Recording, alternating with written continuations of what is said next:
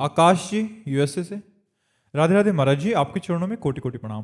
महाराज जी, जब किसी साधक को भगवत साक्षात्कार होता है तो क्या उसकी पूर्ण मुक्ति निश्चित हो जाती है, और क्या मन के विकार काम क्रोध पूरी तरह जड़ से खत्म हो जाते हैं या शरीर रहते तक बने रहते हैं? हाँ, बहुत ध्यान से सुनना तो समझ पाओगे।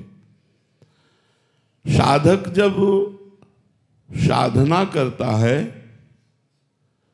तो उसके अंदर भोगों की चाह रहती है। भोग का सानिध्य प्राप्त होने पर गिरने के चांस रहते हैं। जब भगवत साक्षात्कार हो जाता है तब ये भोगाकर्षण खत्म हो जाता है। भोगाकर्षण नहीं होता। बिना स्वाद के वो भोजन पा रहा, उसे स्वाद का तात्पर्य नहीं रह गया।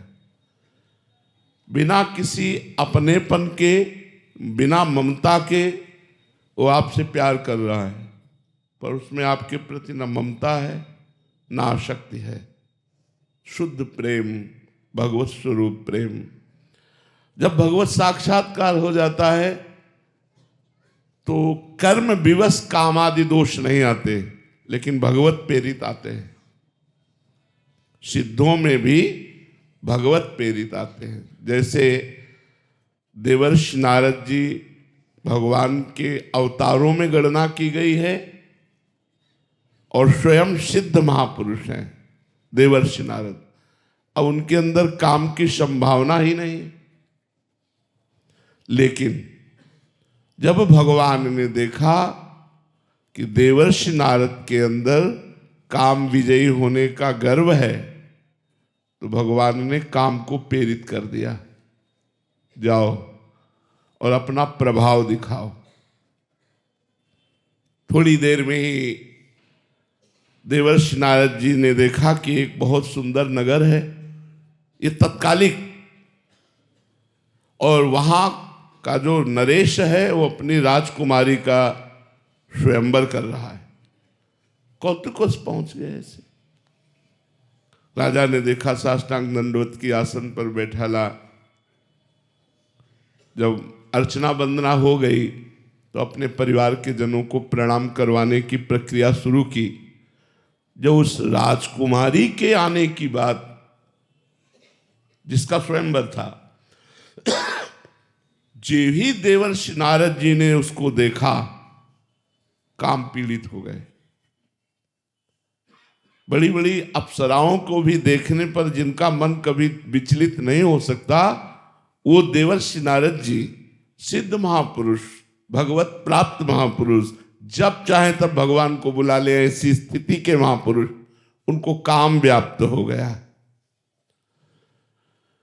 अब जैसे जैसे नजदीक आ रही थी, उनके हृदय की स्थिति बदलती जा रही थी।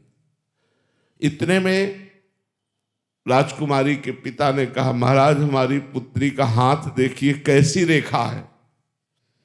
अब दूसरा चमत्कार है कि जो ही हाथ देखा पकड़ के, तो स्पर्श करते ही व्याकुल हो गए, और रेखा में जो लिखा था कि जो इसका पति होगा वो मरेगा नहीं, मृत्यु विजयी होगा, समस्त ऐश्वर्य उसके चरणों में लौटेगा, बड़ा बड़ा, वो सब भगवान के लिए।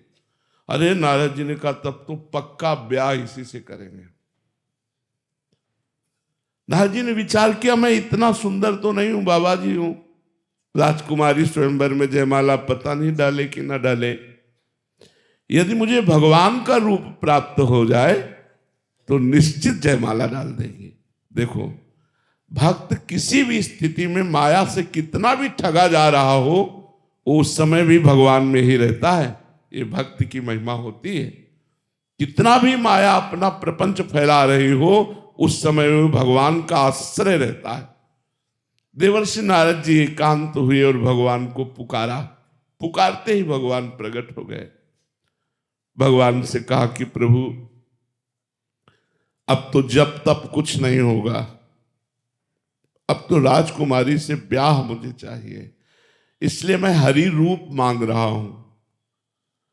इतना तो कहा, पर एक बात बहुत बड़े जोर की कही।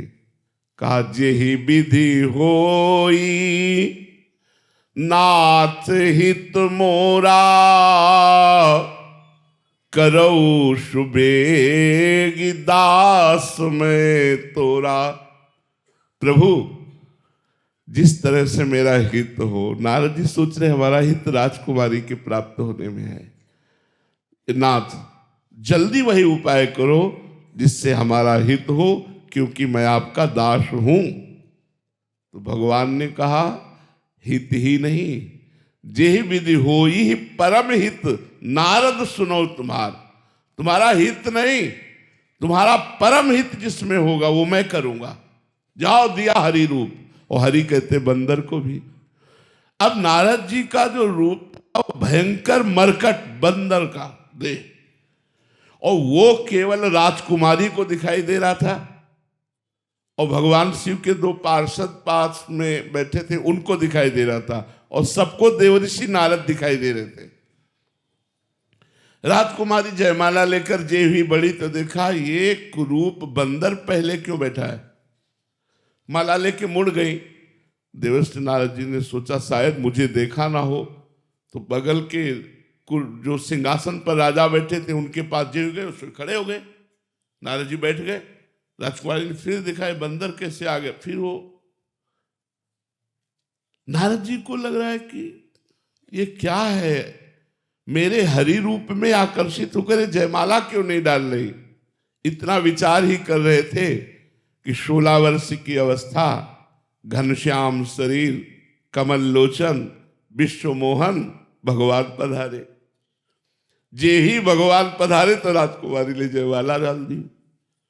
नारद जी को लगा मारो प्राण निकल गए। देखो काम विजयी महात्मा, भगवत प्राप्त महात्मा, लगा मानो प्राण निकल गए। अब क्या होगा, क्योंकि जयमाला तो भगवान शिव के पार्षदों ने कहा आप अपने को बड़ा सुंदर समझते हैं क्या, जरा जल में जाकर दर्पण में देखिए। तो उस समय उन्होंने जल में देखा, प्रति मरकट बदन भयंकर देही। अरे हमारे साथ छल, मैं इनको अपना स्वामी मानता था। देखो बुद्धि कितनी भ्रमित हो जाती। मैं इनको अपना स्वामी मानता था, मैं इनका दास हूं, और ये ऐसा। तो भले भवन अब बायन दीन्हा, पाओगे फलापन कीन्हा। आज पाला नारद से पड़ा है, तुम्हें दिखाऊंगा कि संत में कितनी सामर्थ होती है। और बड़े गुस्सा से वैकुंठ की तरफ चले तो रास्ते में ही मिल गए गलवैया दिए हुई राजकुमारी के, और देख के जल गए। कहा जाओ मैं साप देता हूं, जैसे मैं नारी के वियोग से दुखित हो रहा हूं, ऐसे तुम रोगे और दुखी होगे नारी के वियोग में। और जो मुझे बंदर की देही दी वही तुम्हारा सहयोग करेगी। जब साप दे दिया तब हरि माया दूर निवारी, तहा न रमा न राजकुमारी। जी भगवान ने माया हटाई तो न राजकुमारी जन लक्ष्मी जी कोई। अब देवर्षि नारद की बुद्धि शुद्ध हुई। अरे त्राहिमाम शरणागत प्रतिपाल को, ये प्रभु मैंने क्या किया, आपको शाप दे दिया।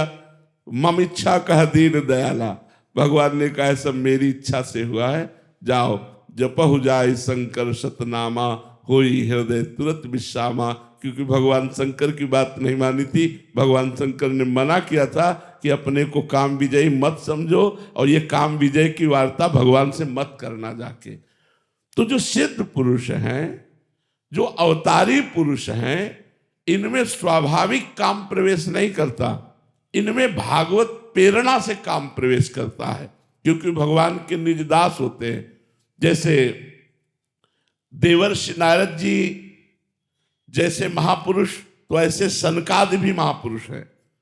अब वैकुंठ पधारते हैं और जय विजय रोक देते हैं, तो रुके रहना चाहिए भाई। अगर कोई गेटमैन रोक रहा है तो सभ्यता ये है कि आपको रुकना चाहिए, आपको लड़ना नहीं चाहिए। ये सिद्धांत समझना चाहिए।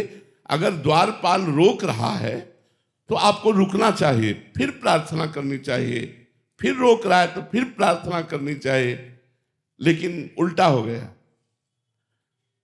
जो ब्रह्म प्राप्त महात्मा होते हैं उनमें विकार नहीं होते, लेकिन भगवत प्रेरित क्रोध विकार सनक सनंदन सनातन सनत कुमार में आ गया और उन्होंने शाप दे दिया, जाओ तुम दोनों जय विजय 3 जन्म के लिए असुर भाव को प्राप्त हो, दैत्य भाव को प्राप्त हो। तो देवर्षि नारद जी में काम, सनकादि में क्रोध। अक्रूर जी महाराज भगवान के परम प्रेमी भक्त हैं, लेकिन कि स्यमंतक मणि पर इतना उनका भाव लग गया कि वो काशी लेकर चले गए, द्वारिका छोड़कर, भगवान का दर्शन स्पर्श छोड़कर। लोभ अक्रूर जी, स्यमंतक मणि का।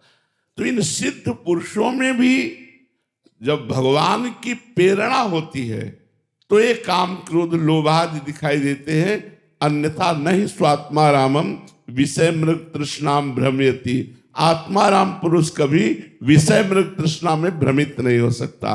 अगर भगवान से किसी भी क्रिया से उसको जो अहम आया है उसे दूर करवाना होता है तो ये लीलाएं कर देते, अन्यथा सिद्ध पुरुषों में षड्विकार जित अनग अकामा, वो कामना रहित होते हैं, वो निष्पाप रहते हैं, उनमें कोई मलिन भावना नहीं रहती। भगवान के निर्मल चरणों का जो चिंतन करके उनको प्राप्त हो गए हैं, उनमें मलिन भावना की संभावना नहीं। पर ऐसे में भी अगर कहीं अहम जागृत हो गया तो फिर विकार आने की संभावना है, वो भगवत प्रेरित विकार आते हैं। आप समझ पाए?